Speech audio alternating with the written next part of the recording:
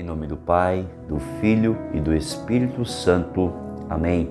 Salve Maria Imaculada a todos, sejam todos bem-vindos ao nosso canal Discípulos Teotocos. Eu já quero convidar você que ainda não conhece o nosso canal, não conhece a nossa missão, não faz parte dessa família, vem aqui embaixo na descrição do vídeo, se inscreva no nosso canal, ative o sininho para receber as notificações e não esqueça de deixar o seu like abençoado para que esta meditação, para que este tríduo de Pentecostes possa alcançar mais e mais almas para Deus. Amém? Louvado seja nosso Senhor Jesus Cristo, para sempre seja louvado. Nós estamos no segundo dia do nosso tríduo de Pentecostes. Estamos preparando o nosso coração, preparando a nossa alma, o nosso espírito para este derramar do Espírito Santo, para este Pentecostes, para este avivamento, para essa efusão do Espírito Santo sobre mim e sobre a sua vida. Amém? Eu convido você a tomar em mãos a Sagrada Escritura no livro de Atos dos Apóstolos, capítulo 1, versículo 8. Livro de Atos dos Apóstolos, capítulo 1, versículo 8. Para quem não sabe, o livro de Atos dos Apóstolos foi escrito pelo evangelista São Lucas. Isso mesmo, o evangelista São Lucas também é o autor do livro de Atos dos Apóstolos. Amém? E a palavra de Deus nos diz assim, Atos dos Apóstolos, capítulo 1, versículo 8. Mas descerá sobre vós o Espírito Santo e vos dará força, e serei minhas testemunhas em Jerusalém, em toda a Judéia e Samaria e até os confins do mundo. Palavra do Senhor, graças a Deus. Beije a sua Bíblia em sinal de amor e reverência à palavra de Deus. Caríssimos irmãos e irmãs, nós sabemos que há uma promessa de Deus para mim e para você, amém? Existe uma promessa de Deus para a minha vida, para a sua vida, para o seu ministério, para a sua vocação, para o seu chamado. Existe uma promessa sobrenatural de Deus para cada um de nós, amém? E Deus já começa dizendo na meditação de hoje, olha, descerá sobre vós o Espírito Santo e vos dará forças. A primeira pergunta que eu tenho que me fazer e nós temos que fazer é, será que é hoje que Deus está prometendo isso? Será que a promessa foi feita hoje, foi feita esses dias, né? Se nós pegarmos, eu convido você a pegar a sua Bíblia no livro do profeta Joel, no capítulo 3. Livro do profeta Joel, capítulo 3. Se você tem a Bíblia da Ave Maria, na página 1229. E o profeta Joel, boca de Deus, profeta do Senhor, diz assim: depois disso, acontecerá que derramarei o meu espírito sobre todo ser vivo. Vossos filhos e vossas filhas profetizarão. Vossos anciãos terão sonhos e vossos jovens terão visões. Versículo 2. Naqueles dias, derramarei também o meu espírito sobre os escravos e as escravas. Palavra do Senhor, graças a Deus. Como nós acabamos de ler, já havia sido liberada uma palavra de Deus sobre mim, sobre sua vida. Muito antes de nós pensarmos, nossos pais pensarem nos ter como filhos, né? Deus já havia decretado uma palavra sobre mim, sobre você. Já havia sido liberada uma promessa de Deus para mim e para você. O livro do profeta Joel, ele foi escrito por volta do ano 835 a.C., ou seja, 835 anos antes de Cristo, Deus já havia liberado uma promessa sobre mim e sobre você. Glória a Deus. Olha que Deus maravilhoso, né? Muito antes de nós nascermos, muito antes de nós termos consciência de que nós somos filhos de Deus e tudo mais, Deus já havia liberado uma promessa sobre mim, sobre a minha vida e sobre a sua vida, né? Que naqueles dias seria derramado sobre todo ser vivo, sobre mim, sobre você, sua casa, sua família, o Espírito Santo de Deus. E para nós entendermos, essa profecia, ela foi liberada, essa promessa, ela foi liberada da boca de Deus 835 anos antes de Cristo.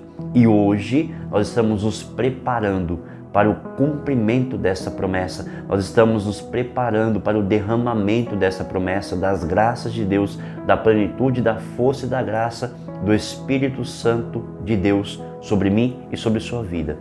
Aquilo que nós precisamos entender hoje, né? Deus ele começa dizendo, olha, mas descerá sobre vós o Espírito Santo. Vamos entender o que é o Espírito Santo, porque nós temos a péssima mania de muitas vezes falar algo sem entender a profundidade, né? Nós sabemos que em algumas doutrinas, principalmente espírita, né, existe algo chamado cavalo. O que é cavalo? A pessoa vai, participa daquela sessão, recebe o espírito, a entidade, ali ele fala o que tem de falar, manifesta de manifestar, ele sai da pessoa, a pessoa cai em si, né? Estava em transe, ela cai, volta ao normal, não sabe o que aconteceu, não sabe o que foi dito ali, ou seja, ela foi usada somente por aquele espírito, por aquela entidade. Nós somos cristãos, nós somos da Igreja de Cristo e o Espírito Santo de Deus não nos usa, ele não tira a nossa consciência. Repita comigo, o Espírito Santo de Deus não rouba a minha consciência, não tira a minha sanidade. Amém?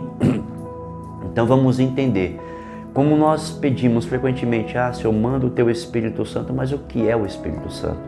Quando nós entendemos a profundidade daquilo que nós clamamos e pedimos, nós começamos a mudar algumas posturas da nossa vida, porque não tem sentido uma pessoa que é cheia do Espírito Santo, uma pessoa que clama todos os dias o Espírito Santo, mendigar oração, desacreditar da palavra de Deus, desanimar das promessas que Deus tem na sua vida. Por quê? Vamos entender uma coisa.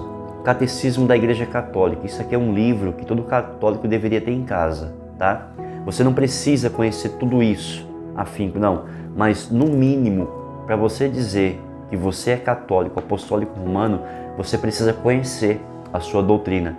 E este livro amarelinho é conhecido como Catecismo da Igreja Católica, que contém tudo aquilo que a igreja prega, ensina, acredita na nossa doutrina. Amém?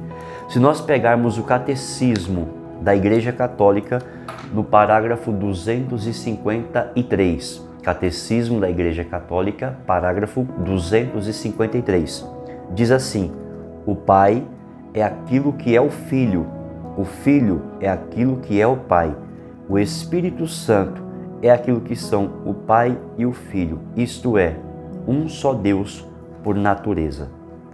Olha que bênção, olha que riqueza a igreja nos ensina hoje. Quando nós clamamos, meu irmão, minha irmã, o Espírito Santo de Deus, não é um espírito qualquer, não é um espírito mundano, não é um espírito que vagueia, não é um espírito decaído, não. É o Espírito com E maiúsculo, ou seja, é o Espírito Santo, é a terceira pessoa da Santíssima Trindade. O que nós acabamos de ler é, quando nós recebemos o Espírito Santo de Deus, nós estamos recebendo o Pai, o Filho e o Espírito Santo. Isso mesmo, a Trindade Santa, porque nós cremos num Deus que é uno e trino, um Deus que é três em uma pessoa só. Amém? Então, quando nós recebemos, invocamos o nome de Jesus, invocamos o nome da própria Trindade, invocamos a presença da própria Trindade no meio de nós. Portanto, quando nós recebemos a graça, a força do Espírito Santo, nós estamos recebendo a força e a graça da Trindade Santa. Olha que belo isso. Então, agora faz sentido aquilo que Deus está falando para mim e para você neste dia.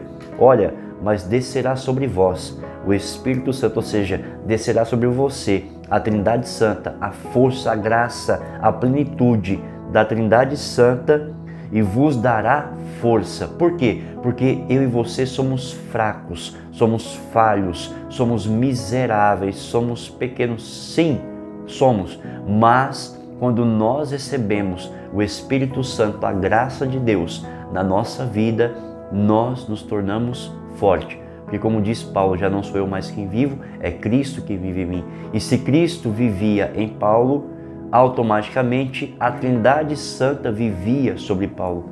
Por isso, Paulo se tornou um dos maiores pregadores da Sagrada Escritura dentro da nossa doutrina, da nossa fé católica. Amém?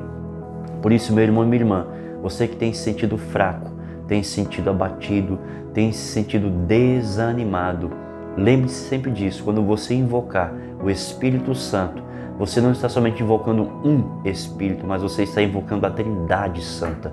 Quando você invoca o Espírito Santo, você não invoca um Espírito que vai entrar sobre você, vai te possuir, vai te usar, vai te deixar em transe, depois sai como se nada tivesse acontecido, te usou e largou você. Não, o Espírito Santo é aquele que vem, e uma vez que ele vem e entra na tua vida, no teu coração, na tua alma, ele te desposa.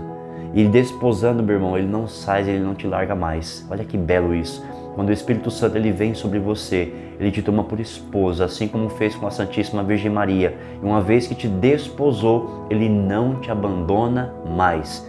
E um homem e uma mulher que é cheia do Espírito Santo, não mendiga oração de ninguém, não vive de canto chorando, não vive para baixo, não vive desanimado. Por quê? Porque a força de Deus, a força da Trindade está sobre ela. Se nós pegarmos a Sagrada Escritura, Salomão, quando recebeu o Espírito Santo de Deus, se tornou um dos homens mais sábios da Sagrada Escritura.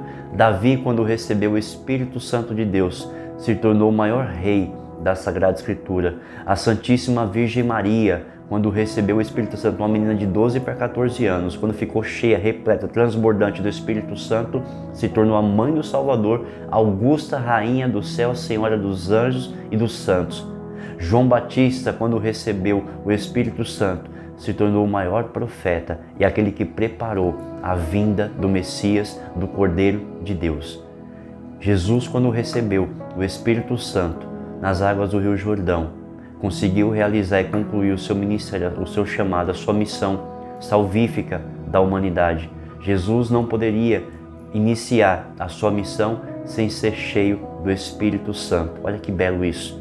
Agora imagina você, um homem, uma mulher, um jovem, você que nos acompanha, cheio do Espírito Santo. Você vai incendiar a face da terra. Se você, meu irmão, minha irmã, desejar o Espírito Santo, a força da Trindade que age sobre você é capaz de transformar e mudar toda a realidade dentro da sua casa.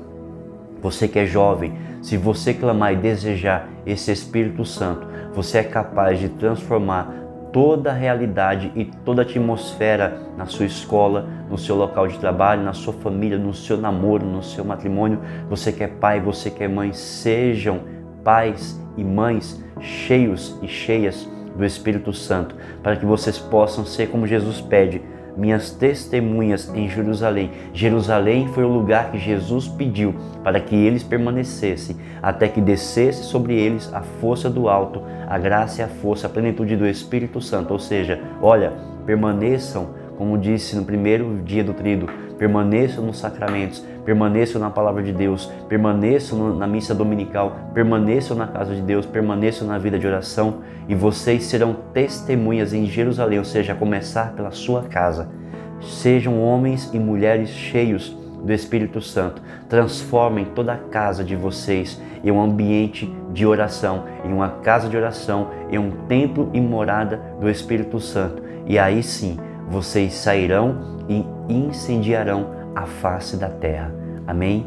Vamos nesse momento orar e pedir essa graça, essa força do Espírito Santo, para que sejamos homens e mulheres cheios do Espírito Santo, para que cheios, transbordantes da graça e da força do alto, do Espírito Santo de Deus, possamos ser testemunhas autênticas e genuínas de nosso Senhor Jesus Cristo por toda a face da terra, e assim poderemos incendiar este mundo com o fogo, a graça e a plenitude do Espírito Santo.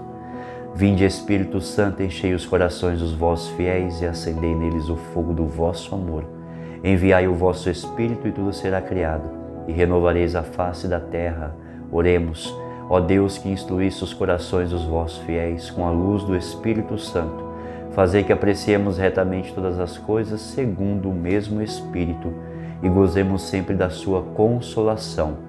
Por Cristo, Senhor nosso. Amém. Em nome do Pai, do Filho e do Espírito Santo. Amém. Deus abençoe você, a sua casa e a sua família.